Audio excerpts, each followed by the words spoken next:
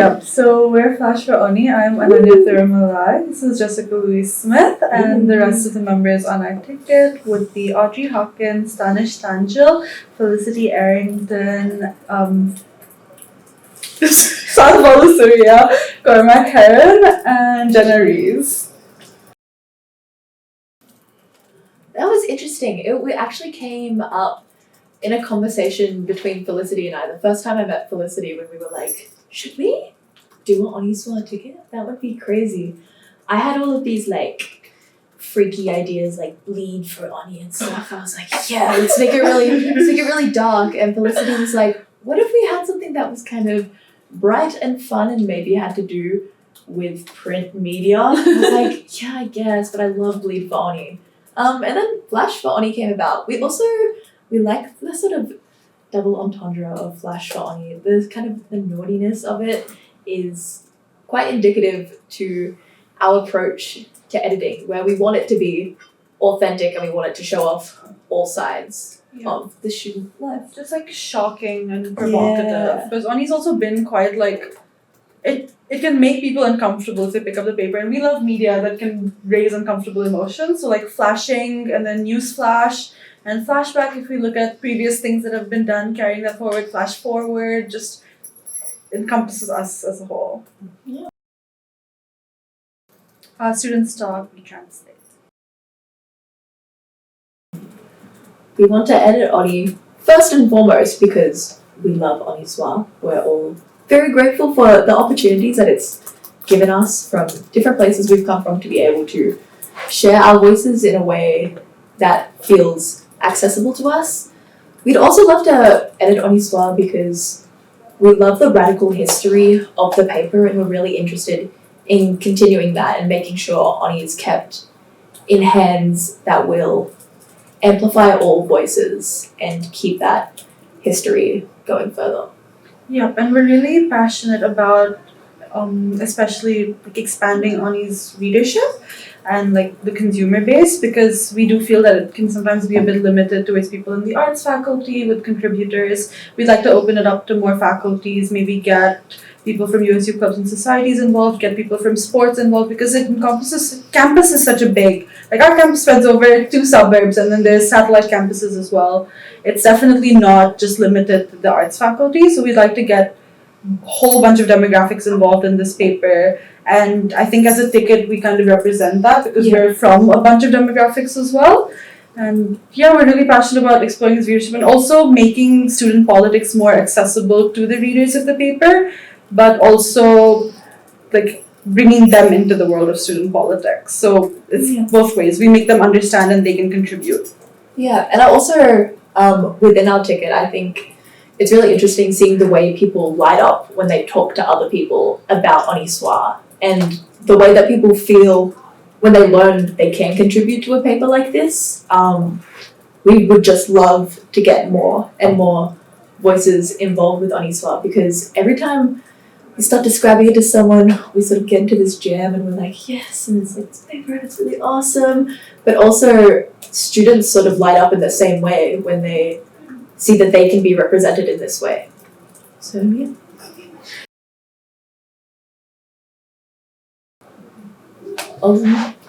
Across the board is interesting. So our ticket is quite varied. We do have 2 first-year students on our ticket, Audrey Hawkins and Cormac Heron. We personally love the fact that they are first-year students.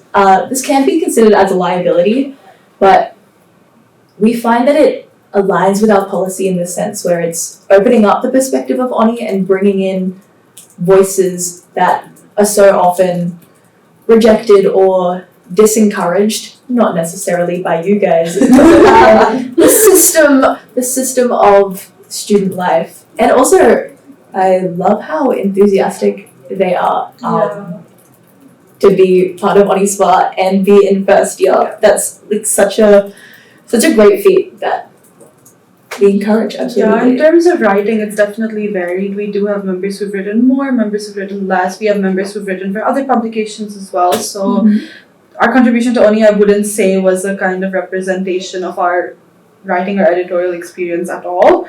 I think as a ticket, we're just extremely passionate about this paper. And building on the first year thing, I only found out about Honi Soit not through looking at it on campus, but because of spoken word. And like I've talked to people about it, and through the spoken word, I've gotten people more interested in it as well. So just having that kind of diverse editorial team of different years, different ethnicities, people who are parts of different faculties, different classes, the spoken word spreads more and people get more invested in these papers. Yeah. And So I think our involvement is more future focused than it is. yeah, and I think it's important to mention, though some of the members of our ticket haven't written as much as, say, people from the other ticket or myself and Ananya who have written quite a lot for Honi Soit. In recent months, the ridership of everyone on the Flash ticket has kicked up so incredibly. You can find every single issue of Honi Soit starting This semester. this semester has at least one article from people in Flash, if not most people in Flash within the article. So I think it shows that even though people haven't had necessarily the time to build up this big collection of articles, it's what matters to us right now. And I think that is really conducive and important. Yeah, you've kind of addressed this, but we do want to, I think it's important to bring up, Jessica, you're one of 2 people in your team who's written for Honi before this year, and you do have 2 first years who only started writing in semester 2. So I guess I feel in terms of that level of experience, we've heard that someone on your team reached out to a former editor from 2 years ago, unaware they'd already edited Honi to potentially join your ticket. Just in terms of experience and things like that, why do you feel that, regardless of experience, you're still qualified to edit Honi? That's actually really funny. That's kind of gaggy. That's really funny. No, but I think, like I said before, we have a bunch of writing and editorial experience across different forms of media. Like I haven't written for Honi before this year, but I was working in a newsroom for around 6 months before starting to write for the paper itself. I know Tanish has done as well. Newsroom experience through internships. Tanish is fantastic. Yeah.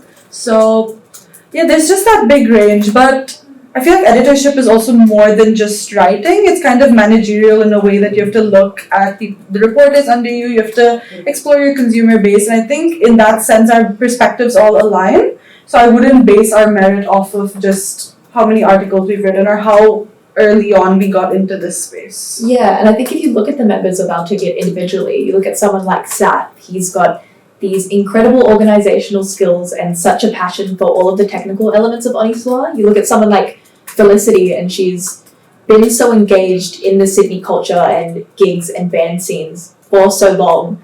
She's really connected to what she's writing about, and Seth is really great in this technical presence of Honi Soit. You look at Cormac, he's been involved in theatre for so long, and he's beautiful at writing about that, but he's just getting his groove up writing about other things, and I don't think that's necessarily an opposing factor that should stop him from editing the paper. Someone like Audrey, she has been writing her whole life, did English Extension 2 major work for writing, and what drew me to Audrey, because I met Audrey at the start of this year and I asked her to be on the ticket, she has such a beautiful mind, and I don't mean that in a flirty way. Audrey has a boyfriend and I respect him very much, but she has such a beautiful way of looking at things and a creative way of thinking that even though she hadn't written for Honi Soit when I did approach her, she has that sort of personality and that spirit that I think embodies Honi Soit. Yep, as a team, we've already discussed taking as much of a step back as we can, especially from clubs and societies on campus itself. So on an on-campus level, this is a definite focus. I've discussed reducing my study load, so have you, so have other members of our team, and taking a step back from jobs just as much as we can. Mm-hmm. The big consensus with our team is that we'll do everything individually to step back and put this at the forefront of our priorities for the year, but it'll also be a give or take, where if someone's able to give 60% in 1 week, then someone else can give 40%, but if someone's only able to give 20% for a particular week, then someone else will give 80% that week.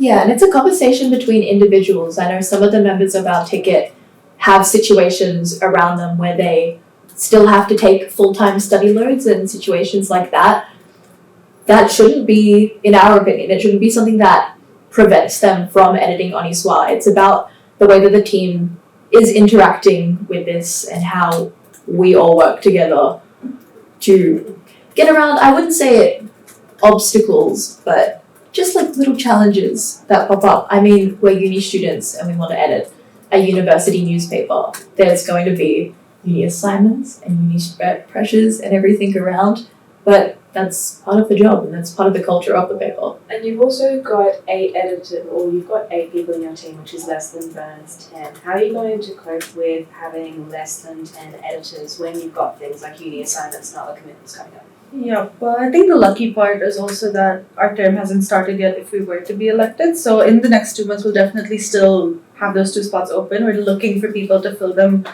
Obviously, we'd love to bring in more diverse perspectives and have just a bigger team so that we can split the workload evenly. But we didn't want to do a last minute scramble for numbers and just try to get people on our ticket who didn't have the same values as us, who weren't willing to put in the commitment. So it's just, we're hoping to get those 2 positions filled, but for right now we are quite confident in the aim that we have because we've shown commitment through different ways and passion for this paper in different aspects as well. Exactly. Yeah, I think that's interesting. I would love to see more diverse voices from Honi Soit. I think the coverage has been really great in terms of the breadth of it, but I would like to get more perspectives, especially from the news side of things, from different students that aren't necessarily the editors. I know there's a lot of barriers to writing news when you're not an editor, and that's something we would discuss with you guys of how to work around if we were to be elected. But I would love to see other people getting into the coverage of things like news. And also, international students are a huge, untapped market sounds like I'm capitalist. But there's so much voice and perspective that comes from this community that Honi Soit is dipping their toes in, and it's lovely every time it comes out. I mean, if you read Ananya's article, Fluent in Honi, it was beautiful. I loved it so much, but maybe that's bias. But it'd be great to hear how campus is experienced from a perspective that isn't white Australian or from Sydney. I'm like, Honi is incredible for projecting queer voices, projecting voices of people with disabilities, projecting people of colour. But I think international students is something that we can really kick up more. Yeah, and I think with Honi and the SRC, especially if I'm building on the international students aspect of it, it's the issues are the same, with rent being so high, but international students face, I feel like, these issues on a greater scale sometimes when they come to this country, because a lot of individual stories are stories for survival, which is why you would immigrate to a different country to study, to live, to work, and you get exploited a lot as an international student in these aspects, and those voices are so important to hear about in the paper. That's just something I would love to see reflected more. Yeah. So you've talked about how you want to have more international students and diverse voices in Honi, and how there are groups and demographics that are underrepresented. How are you planning to address that on a practical level? Well, I'll let you talk about the international students. With the international students, we'd like to do more outreach, perhaps in different languages, get someone who's able to translate it for us, and as well as change the initial outreach medium from being in print or through Facebook to things like WeChat, Instagram, platforms where international students are more active, because when I came here, I didn't have Facebook, let alone Facebook Messenger. My mom, in fact, told me I wasn't allowed to have it until I was 20 years old. So you do need to, we thought we'd do different platforms. And when it comes to faculties, we were hoping to do kind of maybe a weekly or a monthly faculty spotlight where we do a few articles from a different faculty, let's say economics, commerce, science. We have some great science articles going out this year that I've been loving. Yes. I think it would be great if, as a weekly addition to the paper, we did highlights on specific societies. One, so people can get to know what's actually happening on their campus and the beautiful things people are getting up to. But also, two, so that these societies can feel represented in their newspaper and get the recognition for all of the work that they're doing as well. I think that'd be really interesting. Also, Felicity is so interested in sports coverage, and I think that is something that will absolutely broaden the perspective of Honi Soit. I myself am slightly interested in sports coverage. I like F1, but not to the level of state swimmer Felicity. Yes, love sport. But yeah, I think bringing in all these different aspects that are sometimes missed and having them implemented as a rule. So it's a certain sports coverage every week, a certain society highlight every week. Having it as a stable part of Honi Soit will really help build this up, along with connections with international students. Yeah, we were also thinking of doing perhaps adding on to like a yearly thing, an international autonomous edition, maybe for students who have just come here, and basically. We understand that might need constitutional changes, but it's something we would love to work with you guys and the rest of the SLC. Rules are obviously, they're very strict. Like, you can promise to have a sports coverage every week, but you might not have a reporter that's willing to do it every week. So again, where the editors need to fill in and do something to do it, and if not, it gets foregone for a week. It's all just very flexible, but hopefully just getting the ideas into the paper so that it becomes a recurring thing.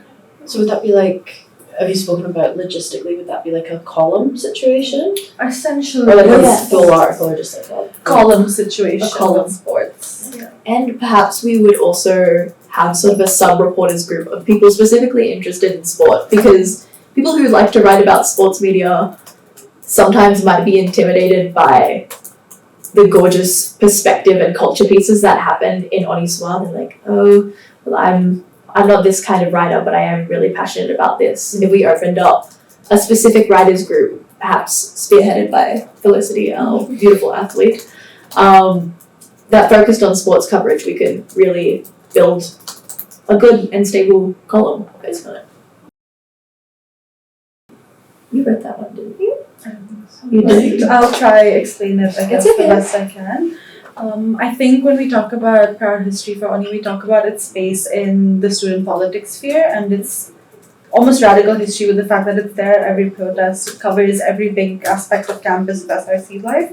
And I think it exists in isolation, we would say, is in reference to the fact that, again, there's so many groups of people on campus. I would go on to add like international students, people who have moved here from different states who aren't super aware of state politics and student politics when they come in.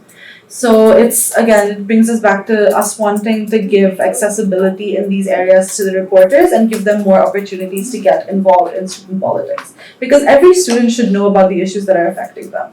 It's just the jargon and the lingo can get a bit confusing and intimidating to break into. Yeah, and I think Honi Soit is a really interesting way of keeping a history of the University of Sydney and the students that come through. And I think we should focus on telling as much of that history as we can from a broad perspective. Because Honi Soit has been so incredibly radical throughout all these years, a lot of people think, well, it definitely does cover everything. But we're able to acknowledge some things do fall through the cracks, and we would love to just try and get everything represented as well as we can from a historiography point of view. One of your campaign policy on student inclusion involves holding events for reporters under 6 different names, including darkroom, backdrop, pixels, negative space, shutter speed, and vignette. What is the necessity of so many types of events? How do they differ? Why are they all named different things? And what's your plan to regularly hold these events while still producing a weekly newspaper? Can I take this? Yes, of course. Okay. No, so the names were just they're all abstract ideas. It's just a name like pitch night or conference can be just a bit intimidating to get people outside the close-knit reporter and editorial base to actually come to events. So we just wanted to theme it around our ticket flash so that it could be less intimidating and sound more like a social thing. So they range all from maybe like a post-student journalism conference social to like a meetup at Courtyard to just all different sorts of events, things that wouldn't drain our editorial resources, but just under a different theme so that people were less intimidated to show up. Which I found effective with the spill ticket, having the colloquial name Pitch and Bitch makes everything. For part of the video, do not use pitch and bitch anymore. Executives are still funding us. We go by the pitching hour now. Don't worry. I just don't. That was a joke. The other team did it as well. Having a colloquial title around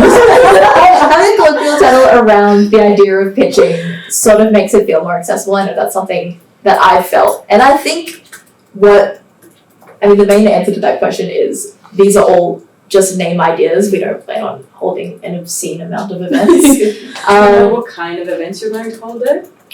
Pitching hours. Pitching hours. We would love to do launch parties as well, like in Yes. collaboration with the autonomous editions and for the initial semester launch party. Yes. And any kind of post-conference social would be Yes. post-writing competition social. Yeah, I agree. Also, I think something that's made my experience with Honi Soit so positive is the connections I've been able to make with my editors, and I think that's a huge part of relinquishing the fear of contributing or perhaps pitching a bad idea. So whatever we can do to strengthen the relationships between writers and editors. I know at the start of the year, Spill had group chats with all of the reporters in them. At least from my perspective, those have sort of fizzled and faded out a bit. I think there could be more engagement to feed off there, and it'd be interesting, not in a kiss-ass way, but to see you guys' perspective on what worked and what didn't in that sense. Cool. So, you'd like your reporters to be involved in joint investigations. Considering only one of the editors on your team has written an investigation piece for Honi before, how do you plan to not only do investigations but also foster new writers to collaboratively write with them? Yeah, that's such a great question. I think connecting with societies will be a huge part of fostering new writers. I found in my previous role on the Conservatorium Students Association and also doing a lot of disability work around the Conservatorium is when I've been able to talk directly to students who are like-minded to me and explain, one, the process of Honi, but also to the possibilities of Honi, they feel much more engaged and feel like it's more accessible. I think if we're pulling in societies and giving them spotlights and having better collaborations with them, it can run as a two-way system, and people from the societies will be encouraged to write for Honi and to bring things in. I think from the investigation perspective, that's definitely, to be honest, it's going to be a learning curve for us. We're very grateful to have someone on our ticket who has done an investigation, and I will acknowledge it's super time-consuming to run an investigation, but we are looking to expand our knowledge, learn from people before, and Yeah. And on the collaborative aspect, just like building on that, I think just to like kind of elaborate and branch out from the term investigation, but we wanted to introduce the collaborative aspect in investigation and protest coverage and in news coverage as well, because like for me personally, like I haven't necessarily gone to a protest out of intimidation of being an international student, and also it is intimidating to be at an event like that on your own. Yeah. So to do it in collaboration with an editor or just other people maybe who are on this under the same editor as you would lessen the fear and would also open up news coverage to reporters then. We're going to be investigating William Winter. Also, I blame Tate McRae. Just keep it. Anyway, Valid. moving on. Okay. You will, and I quote, dedicate space in every issue to photo essays, documentary-style campus coverage, and visual investigations.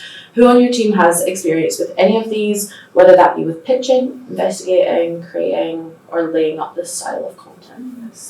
I know that Jessica went to the photojournalism workshop and has kind of dabbled in the space recently. I have some experience in a multimedia print approach because of the newsroom that I was working in, so I helped a lot with laying things out, formatting covers and things like that. So I think obviously still a learning curve. We'll do more research, do more courses, watch some videos, but the kind of foundation and interest in it is laid out, and that's something we can build on. Yeah, I think getting super into photography and how that can impact coverage of on-campus and protest events and the way that we see things, but also document things. After going to that photojournalism workshop that was on earlier this year, I feel kind of obsessed with the possibilities of the whole thing. I think it's also interesting to note people on our ticket, like, Cormac and Felicity have so many mutual connections with really great photographers, based on their connections with gig scenes and performing arts,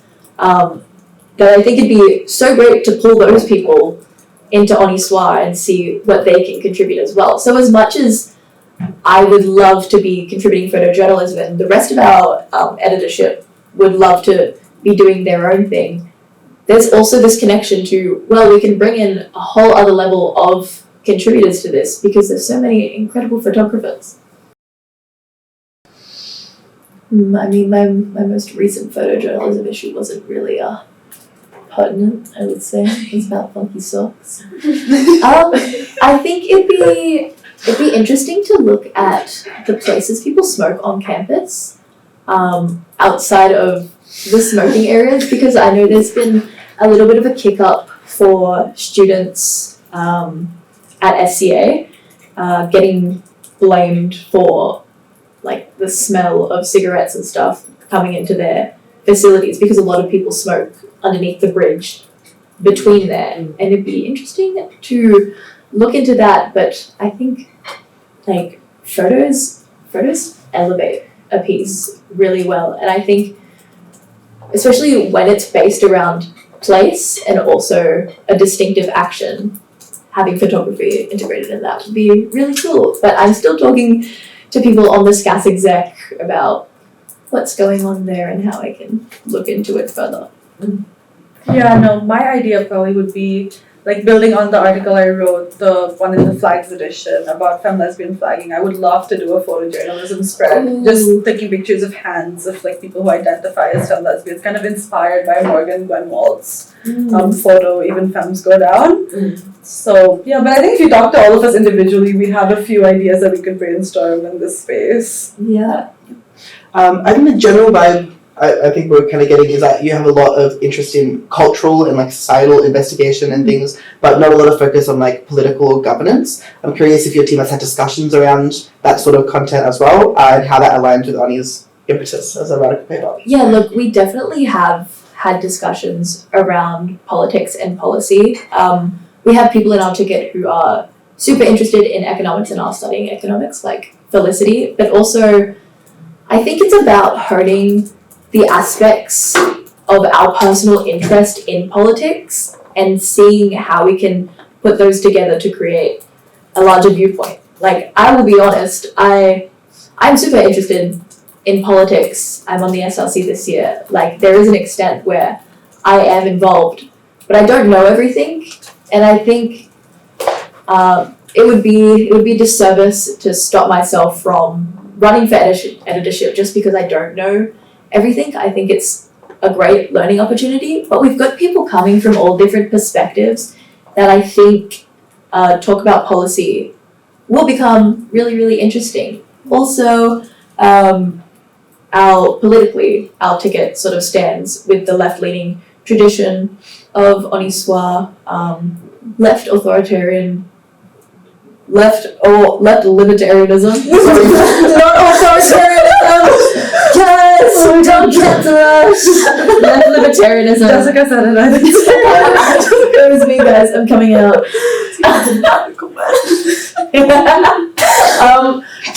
Left libertarianism, where we're sort of floating between this really, really radical, like, socialist ideology, but also the typical left that is portrayed by Honi Soit. And I think because none of us are specifically factionally aligned, we have a very interesting way of perceiving all of these events that, yes, we have our own personal biases. We're all humans. We come from different backgrounds. But we don't necessarily have a political faction that's connected with the way that we're viewing on campus and national, international politics. And I think that's going to be something really helpful to us. And I think coming from just that space where we're all still, like, we wouldn't say that we're experts in student politics and Australian politics, but we're coming from that place where we're all still learning and so keen to learn, also makes it easier for our vision of kind of bringing politics to the student population and making it more accessible to life, because we're still learning. We know what it's like to be an outsider, to be an outsider to these Yeah. spaces. But that kind of openness also just shows that we're not a ticket that's set in our ways. We're always open to adapting. I mean, I was really lucky. I had Alexander Poirier take me under his wing and essentially show me the world of student politics at the end of last year and manage my campaign. And now I'm on the SRC with a big old budget of $0 for my office.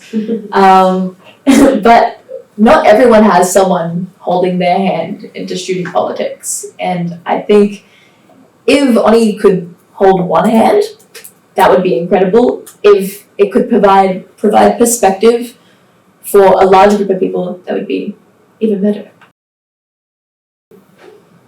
I think 100%. Yeah, I think when it comes to digital content, it's again our entire mission statement and vision is built around accessibility. So that's where we would do digital content in the sense maybe short form explainer videos to just get people into more like news spaces, politics spaces, and so the jargon becomes we almost like we said we'll translate. So we're gonna translate it into digital content so people can understand it. But the foundation of Oni is still always print media. Yeah. So any big pieces, it's not to say that we'll sit and read them out loud online, but just provide a gateway so that people are able to understand the print media better. Yeah, and I don't think digital media will necessarily take away from the print media, but also, once again, I'm like a broken record, open up opportunities to other people who are more interested in that sort of things. I mean, podcasting is becoming a huge space. Not that that's something that we would necessarily take up. We'll leave that to our friends at Surge. But digital creation is huge right now, and there's so many people that are interested in that aren't already involved in Honi Soit, and that can be a great way for them to get involved without losing the focus of Honi Soit being a newspaper, a weekly newspaper. And that's always at the heart of Honi Soit. That's always going to be the top priority. A lot of Oni tickets who in previous years have tried to implement multimedia policies and have often failed or only done a fraction of what they set out to do. Where are you actually going to find the time in the week to implement, more digital short form videos or whatever other types of media you're intending to introduce? Yeah. I think a lot of what our ticket is also built on is not leaving as much as the tasks to the editorial team itself, but allowing reporters more opportunities. So if we weren't able to commit to doing as many digital videos ourselves because we were doing print media, which is the essence, it's just about maybe opening it up and asking if someone's interested in shooting a video for us, and we would just have to approve it and let it go out. It's a team effort. We're viewing this as we're the editorial team, but there's a broader team at play here, and we'd like everyone's contribution to make this work and expand to the extent that we're hoping it does. Yeah, and we're not necessarily trying to turn Honi Soit into a full multimedia platform. The multimedia would be a way to complement the paper itself, not necessarily a replacement of the paper. But I think it could possibly work similarly to the editor-in-chief system, where every week that changes. Maybe every week someone is in charge of digital content and marketing, or perhaps the way that Ellie, you're in charge of sort of gigs and that kind of culture, or Will, you're in charge of is it official? You're in charge of reviews. Are you officially? Yeah. I mean, yes. You run that joint. We could potentially say, well, hey, if anyone's super interested in this, would you like to oversee the digital aspects of Honi Soit? Yeah, we still have 2 editor spots open, so if anyone's a marketing person. Yeah. Camera like the office. You tout one of your strengths as having no editors who are factionally aligned. Do you believe your team to be adequately knowledgeable about the SRC to not only report on the SRC but to translate all the jargon and the issues that you've talked about that are brought up to bring it to a wider audience? Yeah, listen, it's sort of a 50-50 answer where I don't want to say I know the be-all and end-all of SRC. I have a lot to learn about the SRC that I don't know, but I also know a lot more than the average student. And I think, one, that'll be part of the transition process into editorship, but also a lot of people on our ticket, I'm excited for them to learn more about the SRC as we are campaigning, because oh boy, that is a big time to... It's a steep learning curve. Yeah, it's a very steep learning curve. I'm lucky I went through it last year. it'll be interesting to see how that works. But also, I mean, I do have perspective about the SRC from being on there, and word of mouth is like a really big thing within the SRC, because I personally am well connected around those sort of communities, and we would hope for the rest of the Honi Soit to build those connections. We sort of have a decent understanding of SRC principles.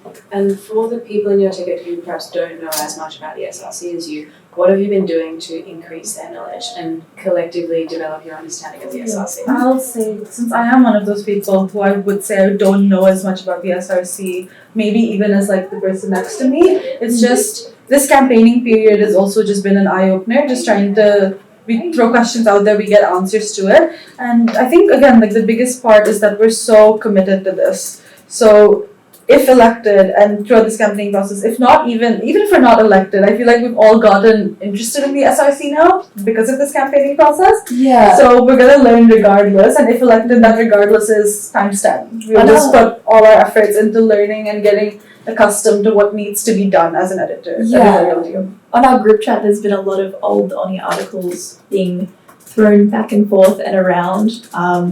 It's almost insane how some of our members have been nerding out about getting access to the minutes of the most recent meeting and seeing what happened with that. I think SRC at UCID isn't especially accessible, and it's not the fault of students for not really knowing about it. I think now that members of our ticket are putting themselves in positions where they're actively trying to learn about it, it can come more quickly than you'd think it would. Yeah. Would you like to answer that? I'll just say that with StudioCon 2026, when we say collaborative committee, it's more sort of in a creative sense where we're getting ideas from different publications. Mm-hmm. But StudioCon itself, our aims for it are to do a blend of panels and as well as workshops to get people more interested into student journalism and so that people have a space to own their skill as well in like a concentrated environment, which is the few conference that goes on in a few days. And we'd love to build on your ideas, especially of the National Union of Student Journalists. We've been researching the one in the Philippines quite a lot this past week, and we'd like to take your idea forward and definitely try to establish that if we're elected. Yeah, absolutely. And I think with StudioCon, I don't know the inside of it as intimately as no one knows the inside of StudioCon as intimately as if you dig a tunnel all the way into StudioCon, it's just images. It's just me. But from what I've been able to glean from volunteering at StudioCon and being involved in it, I think there could be more of a spread of workload in a sense, just because you guys did incredible this year, but holy moly, I don't want to be inside your brains. And there are so many really passionate studios all across the country. I mean, I met some people from Moroni who literally could not put their laptop screens down because they were working on articles and working on news and getting things done. There was a pitch meeting that happened during StudioCon. Was there? Yeah. That makes sense. Yeah. But I don't know, it's easy to fall into that sense where it's like, well, no one can really do it except for us. There's not really people out there who have the same passion or ambition as us. But what I've learned from StudioCon this year is there's plenty of those people. They might not necessarily, their universities have the resources to host StudioCon, and that's a really big part of where Honi Soit comes into play. But there are so many people around the country, especially after seeing the efforts that have been put into StudioCon this year, who are so passionate about keeping it going. And I think that's something we can definitely farm on.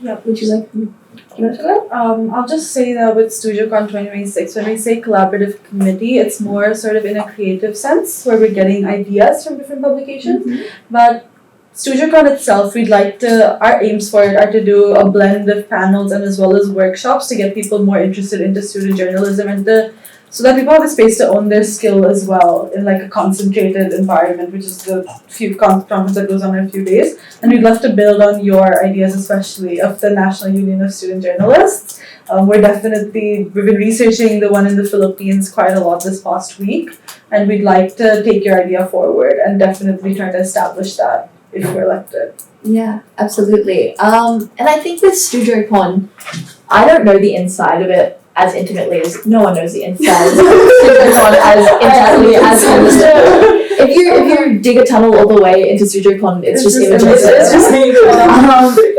But from what I've been able to glean from volunteering at StujoCon and being involved in it, I think there could be more of a spread of workload in a sense, just because you guys did incredible this year, but holy moly, I don't want to be inside your brains. And there are so many really passionate studios all across the country. I mean, I met some people from Moroni who literally could not put their laptop screens down because they were working on articles and working on news and getting things done. There was a pitch meeting that happened during StujoCon. Was there? Yeah. That makes sense. Yeah. But I don't know, it's easy to fall into that sense where it's like, well, no one can really do it except for us. There's not really people out there who have the same passion or ambition as us. But what I've learned from StujoCon this year is there's plenty of those people. They might not necessarily, their universities have the resources to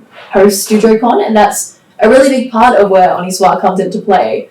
But there are so many people around the country, especially after seeing the efforts that have been put into StujoCon this year, who are so passionate about keeping it going. And I think that's something we can definitely farm on. Who wants to go? You start the whole. I start? Okay.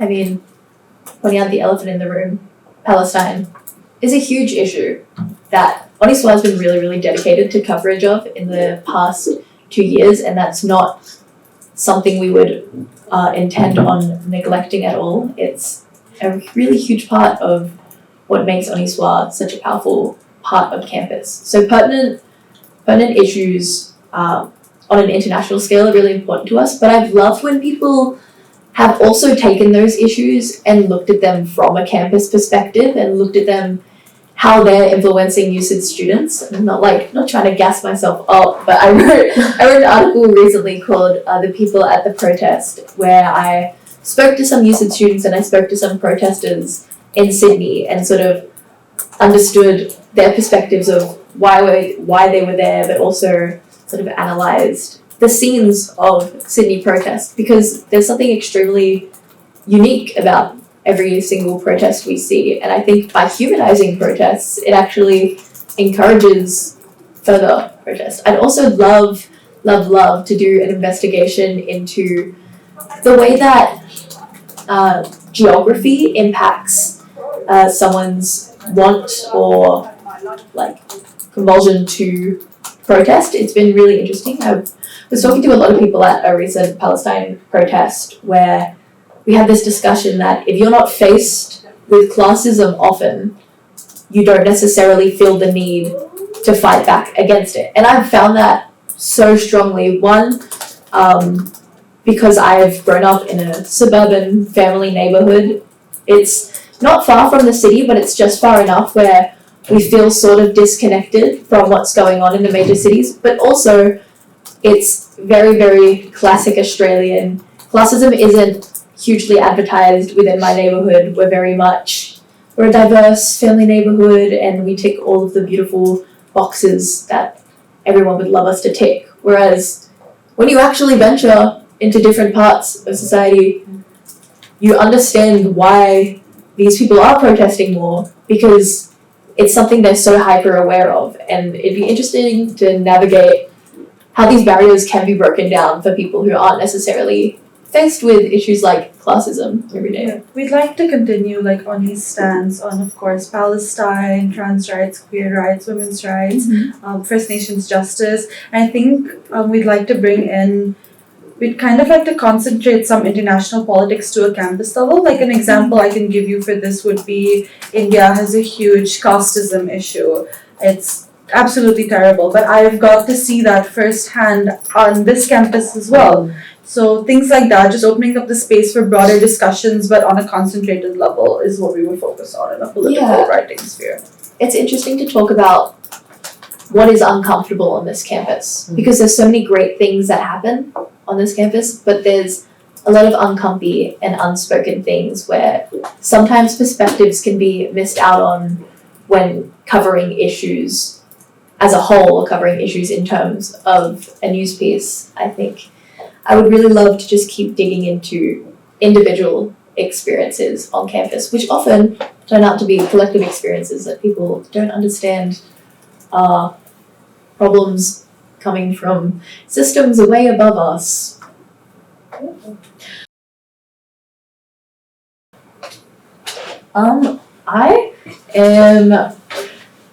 I would say I'm an activist. My prime topic of interest is definitely disability.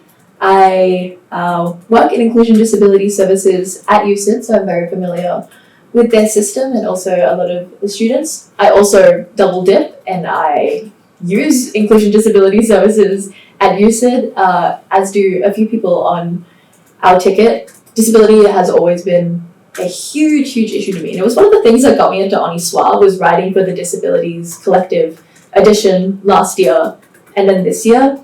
I also have done talks with first year students and such about disability issues at UCID. That's a huge thing for me. I'm also, in terms of activism, mental health is like a huge thing. I think for most people in our ticket, I work for a mental health non-for-profit as well. So that's, again, like pulling away from the disabilities category. That's a huge engagement that we have with this aspect, but also general protest, like attendance at referendums for Palestine and different Palestine protests as well, but also even the small things that don't feel like protest, like during the Radical Action Week, I believe it was when Omar came in to do that poetry? Reclaim and Resist, the women's collective. Yes, Reclaim and Resist. When there was that little poetry thing, I attended that and I was so happy to have engaged in something like that, because it shows the continuity of activism. I think throughout the rest of our ticket also, there's a general political awareness, a general push for like economic freedom, international freedom. I think, yeah. I think as a ticket, we've definitely, like, I can acknowledge the fact that being present in activist spaces might be something that's lacking in us as a collective, but it's not something that it's something that we've discussed, and it's something that we want to ensure happens throughout the next year, if elected, and even if not elected. It's just that gateway only started for us during this campaigning process and with the editorship. But now that it's open, we're all very committed to being present at any kind of organizing, protests on campus and things like that. And like, to me, being an activist is being present, but it's also having the same ideologies that activists do and having the same beliefs. And I think in conversation we have those beliefs. We just need to translate them into being present, which we're so willing to do. Yeah, and I think it is important to note that it can be really intimidating to enter activist spaces, especially with the presence of Socialist Alternative on campus. Their flyering game is insane. Like, good on them for their insane flyering game. But a lot of students on campus can feel intimidated by this and then be deterred from activism to a sense. It really comes down to the individual and how they're feeling about engaging with activism on campus. So it's not necessarily, I don't necessarily like blame our ticket for not being as engaged with activism as we could be, because a lot of the time people feel shut off from this realm because you only see the extreme ends of it, or it feels like there's a certain group of people who do activism activities, and if you don't involve yourself fully with their lifestyle, or if you don't just decide to go on your own, there's not really an in-between, which we are navigating now, there absolutely is in-betweens. And it's great. And I think Honi Soit is a great representation of that in-between.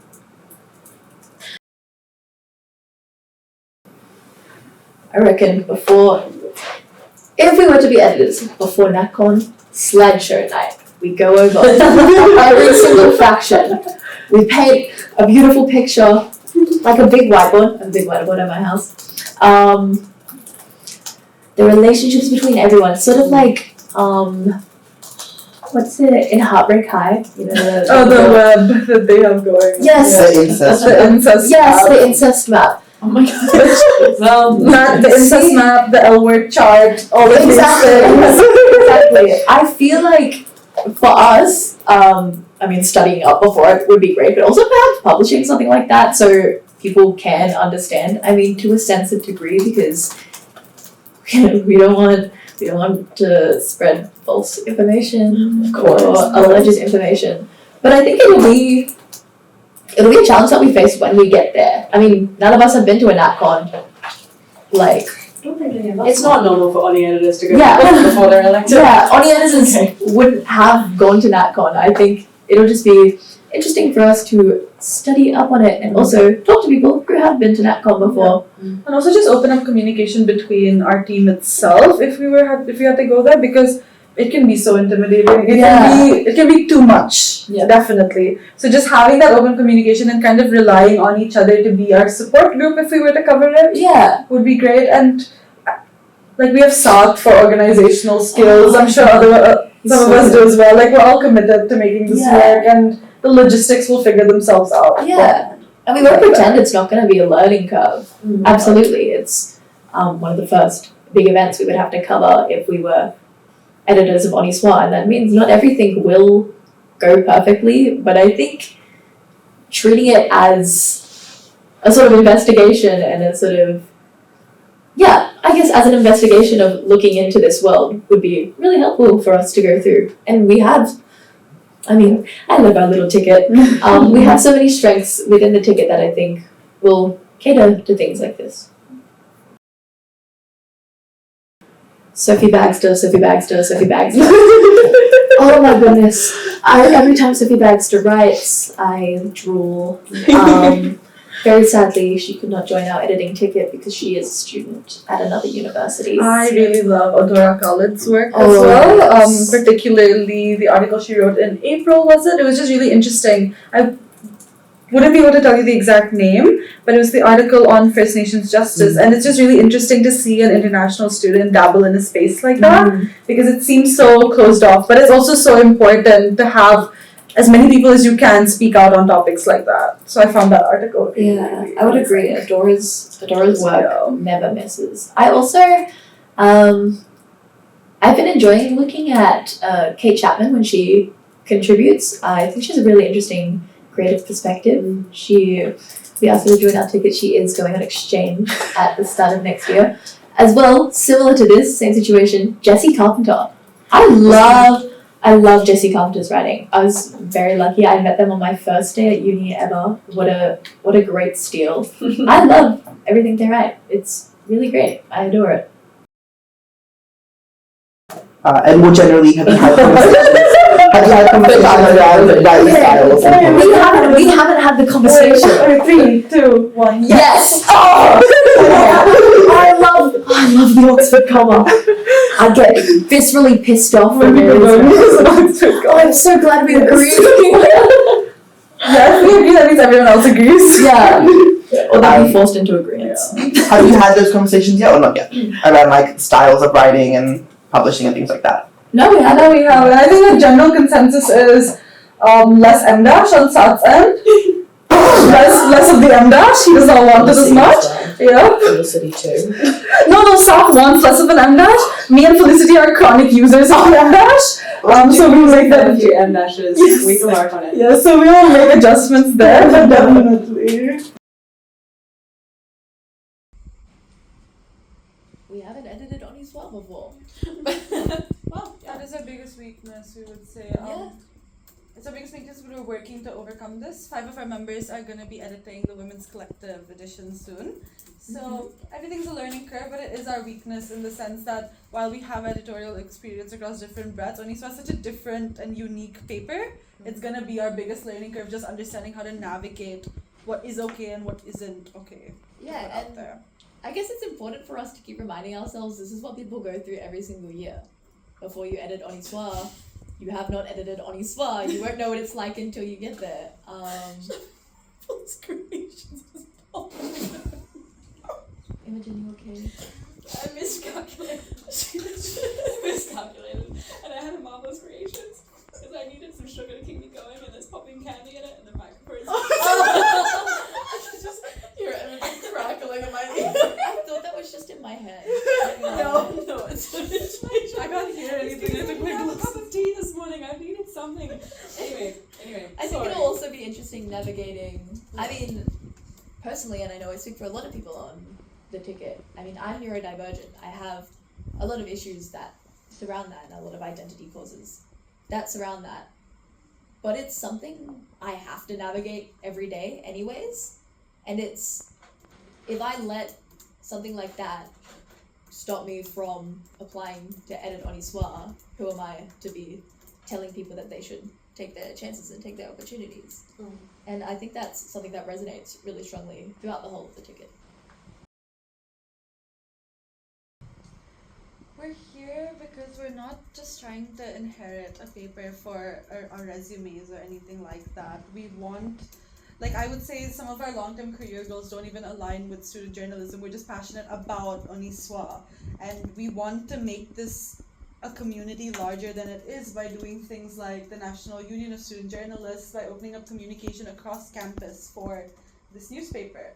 I think that's a big thing. And another really big thing is we're not set in our ways as a paper. We are able to acknowledge that we're not the most experienced or the most experienced writers, maybe not the most experienced editors, and we haven't been involved as long as the other ticket might have been. But that's a testament to our openness and the fact that we're willing to learn and adapt with whatever challenges get thrown our way and whatever perspectives that need to be shifted to become an Honi editor. Yeah, I also think, I feel like a lot of the people on our ticket are part of this new era of Honi Soit that is emerging through the current editorship. And a lot of people on the Burn ticket have been writing for Honi Soit for a long time, but they started a long, long time ago, and it's not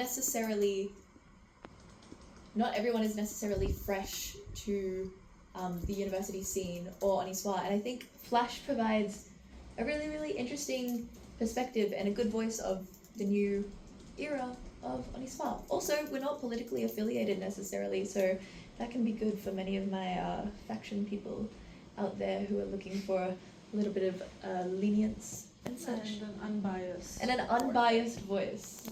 Yeah. Thank you so much, guys. Thank you.